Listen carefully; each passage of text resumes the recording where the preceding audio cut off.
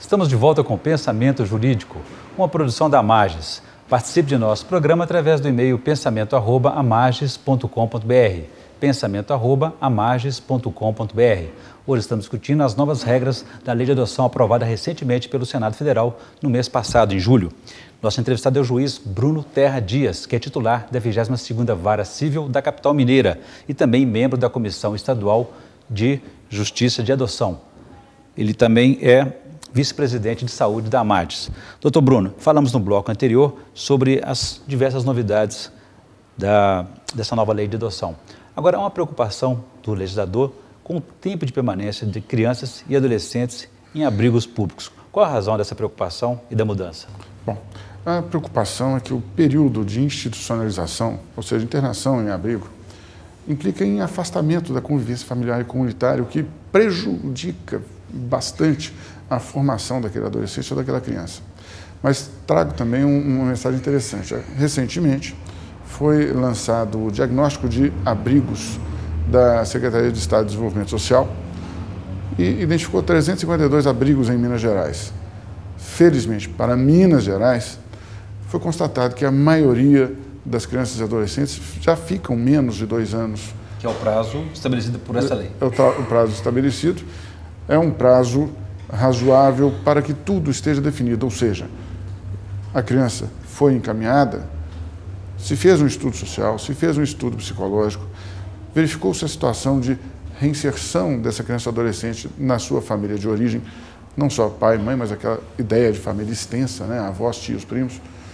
Se fez todo esse trabalho, buscou-se essa reinserção, não sendo isto possível, já se buscou o processo de perda do poder familiar para os pais, a fim de colocar essa criança em situação de ser adotada e de poder ter um novo lar. Ou seja, 2 anos são um prazo mais do que razoável para que tudo isso seja feito. A decisão terá também do juiz com base em quê? A decisão quanto à permanência e quanto à perda do direito, a decisão quanto à institucionalização e quanto à perda do poder familiar caberá ao juiz com base em quê? Bom, primeiro, a criança, para ser institucionalizada, deverá sê-lo com base em decisão judicial, ou seja, os órgãos próprios haverão de comunicar a situação irregular em que se encontra aquela criança ou aquele adolescente, para que o juiz defina de imediato se vai ou não institucionalizá-la. Depois, apurada a situação de abandono, de sevícias, de crimes praticados pelos pais contra os filhos, coisas que são efetivamente lamentáveis, e não havendo na família extensa quem possa receber essa criança, aí sim, a ação para a destituição e o julgamento dessa ação no prazo de 120 dias fixado pela lei, com mais 60 dias para o julgamento do recurso. Tudo, então, merece uma atenção especial e uma prioridade absoluta à situação da criança e do adolescente. O processo é sempre judicial, como o senhor falou, mas há casos em que a própria entidade ou alguma organização pode decidir pelo abrigamento da criança? Agora, logo que sancionada essa lei, não. A regra será: a institucionalização ocorrerá por ordem judicial, salvante, é claro, situações extremas, né? Um flagrante, por exemplo, de crime sexual de um pai ou padrasto contra o seu filho, né? Ou uma situação de calamidade pública, um tsunami, um terremoto, algo assim extraordinário, poderá motivar. No mais, somente a autoridade judiciária poderá determinar a retirada de uma criança ou adolescente de seu lar. A lei vai para a sanção presidencial. Há alguma resistência de algum setor que possa influenciar um veto parcial ou integral? Da leitura que fiz do texto aprovado, não vejo razão para veto jurídico, ou seja, não vi inconstitucionalidade aparente, imediata. É claro que uma lei dessa envergadura, que introduz mais de 100 alterações no Estatuto da Criança e do Adolescente, vai gerar resistências aqui ou acolá, mas também não vejo razão de veto político. Aquele veto que não não é baseado em inconstitucionalidade, mas em inconveniência da lei face às políticas públicas e sociais adotadas pelo Estado. Não vejo razão para isso. Resistência aqui e acolá, alguém vai dizer, podia ser melhor assim, podia ser melhor assado? Bom, isso sempre acontece, mas não vejo razão para veto. O senhor falou sobre o tempo de permanência de crianças e adolescentes em abrigos públicos e que, felizmente, aqui em Minas Gerais o tempo tem sido menor do que esse estabelecido em lei. Agora, quando esse prazo se exceder aos 2 anos, como fica a situação e que tipo de resguardo a criança tem perante a lei?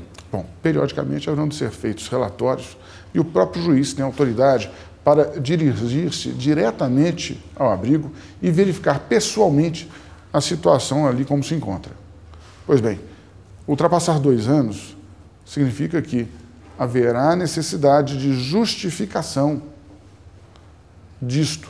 Algo extraordinário deve estar acontecendo, não é? E vamos lembrar do seguinte, há um dispositivo acrescentado ao Estatuto da Criança e do Adolescente por esse projeto que estabelece a responsabilidade civil do Estado por danos morais à criança ou adolescente em razão da demora na definição de sua situação jurídica. Ora, o Estado, portanto, haverá de estar muito bem calçado quando essa hipótese acontecer, muito bem justificado. Que há casos em que a situação da família original pode não se alterar, pode não evoluir e também a adoção esperada não vem.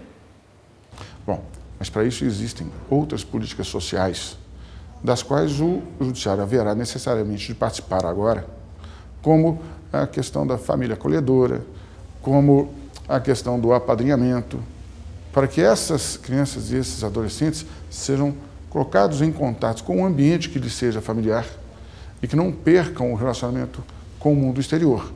Ou seja, quando nós tratamos de situação de criança e adolescente abrigados, não estamos tratando exclusivamente da possibilidade de adoção, mas estamos tratando de outras possibilidades também que suprem ou devem suprir a necessidade de contato afetivo para a boa formação dessa criança ou desse adolescente. Muito bem. Doutor Bruno, fazer um novo intervalo. Então, no próximo bloco, gostaria que o senhor falasse também sobre adoção internacional, o que muda também para a adoção internacional e sobre a possibilidade, o direito de os adotados acompanharem e conhecerem o processo de adoção deles. A gente volta em instantes.